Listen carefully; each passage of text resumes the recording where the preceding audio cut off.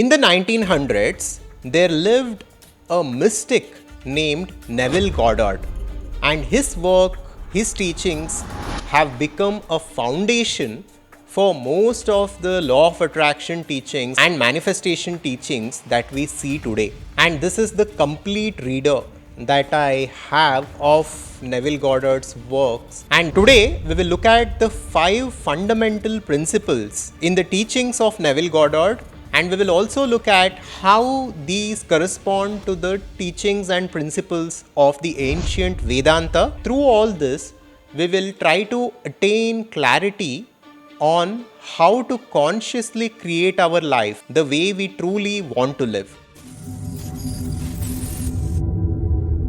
The Adhvaitha channel is about conscious living and conscious creation. Here we look at Vedanta and various other ancient teachings from India to understand the nature of reality and to consciously create our lives. So make sure to hit like and subscribe to our channel. The first principle when it comes to Neville Goddard's teaching that we need to understand is about consciousness. He talks about how consciousness is the only reality. And the way he uses the word consciousness is different from how we use it here in our channel and how the ancient Vedanta talks about consciousness.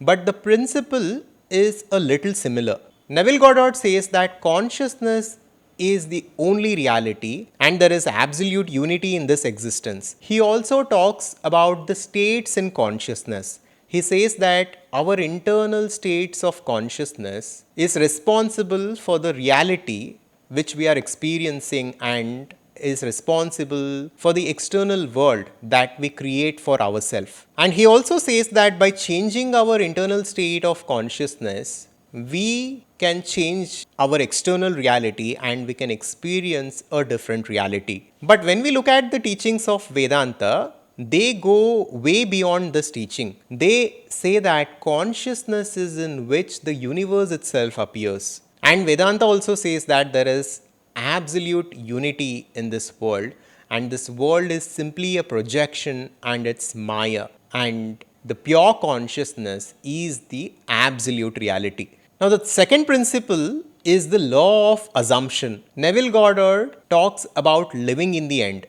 And this is one of the most popular principles of Neville Goddard on the internet today. Here, Neville speaks about how we can manifest different circumstances and events in our lives by living as though they have already happened. He says that by simply assuming the end of our desired goal and by living in the end, we can bring it about in our lives quickly. Now think about something that you want to have in your life, whether it is a business that you want to create or it is a promotion that you want to attain in your work, or it might be anything else. What Neville Goddard says here is that we need to simply assume that what we are seeking has already happened and we need to start living in the end, which means living as though that desired goal has already been achieved. How would you live if your goals have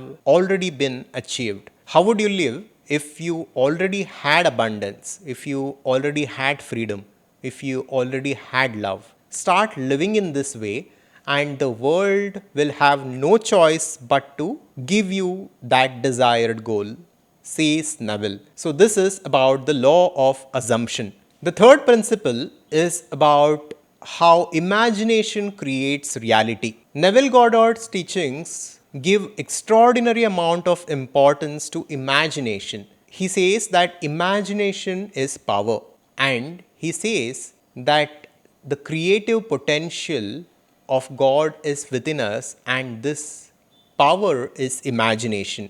Through the power of imagination and through the power of controlled imagination, we can create different things in this world and we can achieve success at different dimensions of life. And he calls the imagination as the God within each and every one of us. And he also talks about controlled imagination.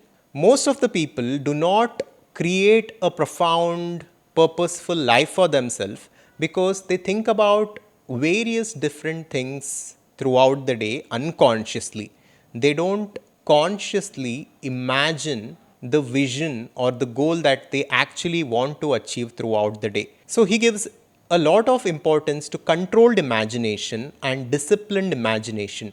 So, first of all, we need to be very clear about what we want from life. We need to be very clear with respect to what we want to do in this world. Only then we can empower that vision with our imagination and bring it about in this world. So, this is what we need to understand here. The fourth principle states, the kingdom of God is within you. This is a saying of Jesus Christ himself. Christ said, the kingdom of God is within you. And even the ancient Upanishads tell us this. The Chandogya Upanishad says, Tattvamasi. And the Upanishads also say, Aham Brahmasmi. I am God. I am one with God. This is a similar teaching. Neville says that the infinite power of God is within each and every one of us. And it is evident as the power of imagination. And this is the creative potential of God, which is accessible to each and every one of us. But look at how we are using this in our lives. Most of us imagine negative things. We empower negative circumstances and events unconsciously. We think about what we do not want to experience most of the time.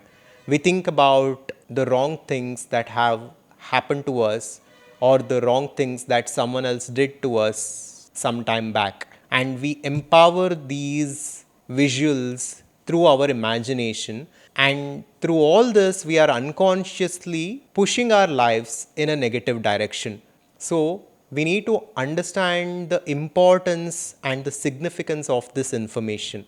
And we need to consciously empower positive intentions, positive thoughts, and positive visions through our imagination to create a positive life for ourselves. And the fifth principle is the law of reversibility.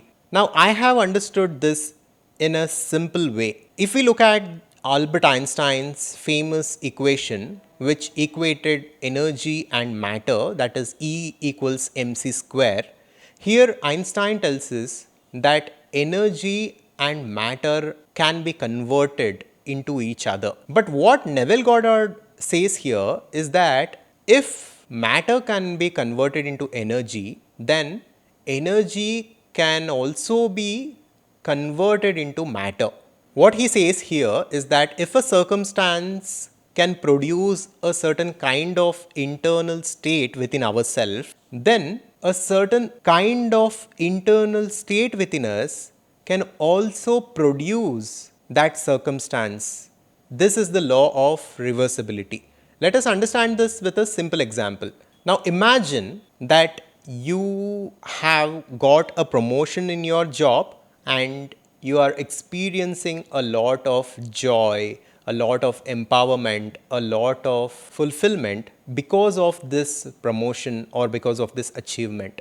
Now, what Neville says here is that if the job has created these internal states, then these internal states have the potential in themselves to create that external reality. So, we can reverse engineer this and we can start living in fulfillment, we can start living in joy, and we can start envisioning and empowering this vision through imagination right now, and we can create that promotion or manifest that promotion in our lives just through the power of this principle, the law of reversibility. Now, just to conclude, there are two parts that we need to understand and implement in order to see magic in our lives. The first part is about understanding of this knowledge.